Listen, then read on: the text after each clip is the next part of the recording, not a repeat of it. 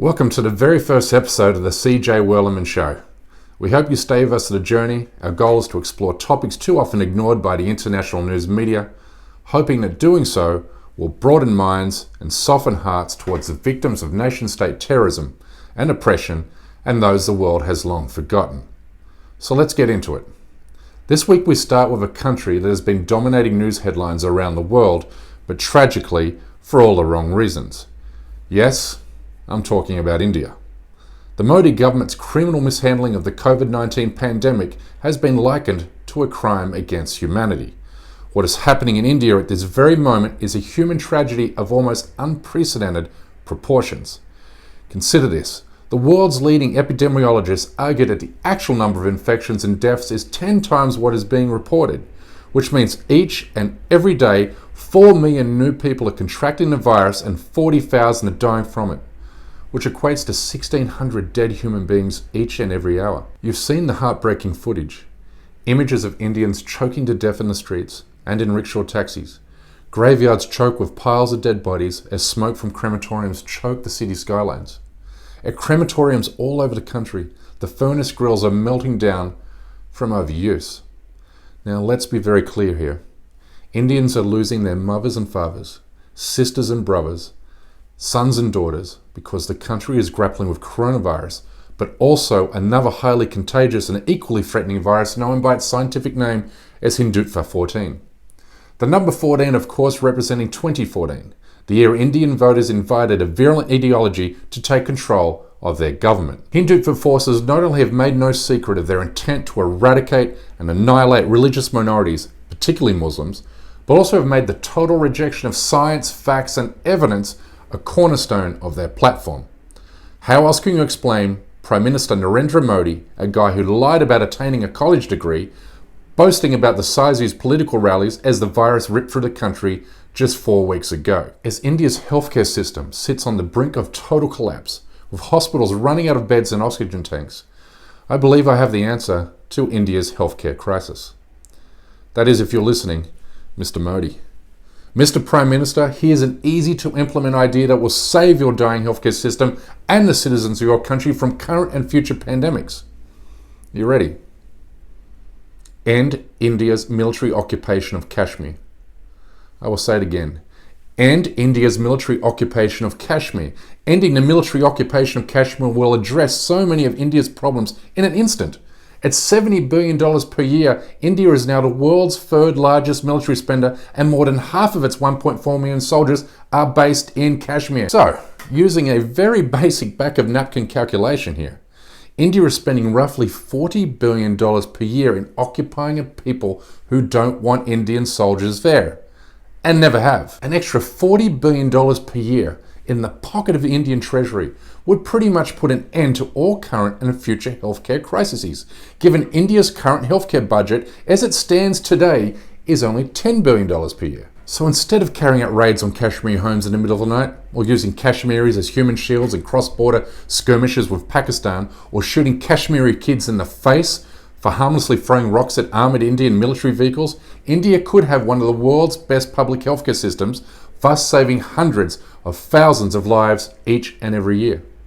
And now consider the lives that will be saved in Kashmir, given Indian soldiers have killed 100,000 Kashmiri residents since 1989, not overlooking the tens of thousands has injured or left permanently blind from the use of pellet guns. Clearly, an Indian military withdrawal from Kashmir is a win-win if ever there was one. Mr. Modi, I hope you're listening. Okay, let's change gears. And now I want to talk about Palestine. Ramadan is the holiest month of the calendar, but for Israel, it's a time to bomb Gaza, as it has done so at the start of almost every Ramadan since 2014, the year it killed more than 2,200 Palestinians. This Ramadan, right-wing allies of the Netanyahu government added to their humiliation by encouraging and organizing Jewish settlers to march in the streets of Jerusalem, chanting, "Death to Arabs," while also celebrating the fact that it is they who have been vaccinated against the coronavirus, but it's the Palestinians who have not. But here's some all too rare good news.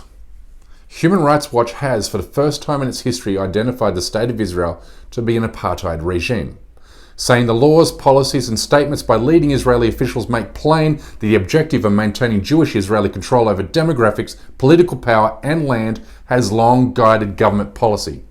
Its report said, and I quote, "In pursuit of this goal, authorities have dispossessed, confined, forcibly separated, and subjugated Palestinians by virtue of their identity to varying degrees of intensity, and in certain areas, these deprivations are so severe that they amount to the crimes against humanity of apartheid and persecution." Human Rights Watch now joins Israeli human rights group B'Tselem, which also, for the first time in its history, accused Israel of operating a system of apartheid in the Palestinian territories. This is undeniably massive news and impossible for the world to ignore. US and Israeli human rights groups are now calling out what, for many of us, is an observation of the bleeding obvious. I mean, you could literally airlift and drop a blind man into the middle of East Jerusalem or Hebron in the West Bank, and within 5 minutes of him being there, he will conclude, "Oh my God, this is so messed up. How is this allowed to happen with US taxpayer dollars?" But here's the bad news.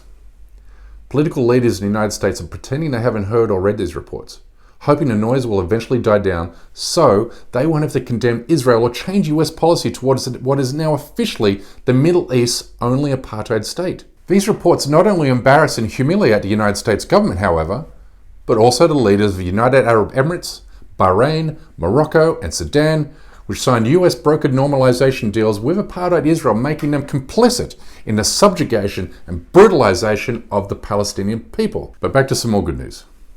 Support for Israel among the American population has fallen to its lowest level and continues to fall pretty darn fast.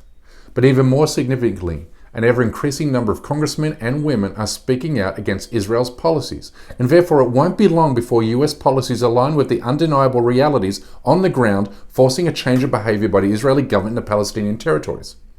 Americans are slowly waking up to the fact that their hard-earned money is being passed on to illegal Israeli settlers who chant death to Arabs and a government that is by definition carrying out crimes against humanity.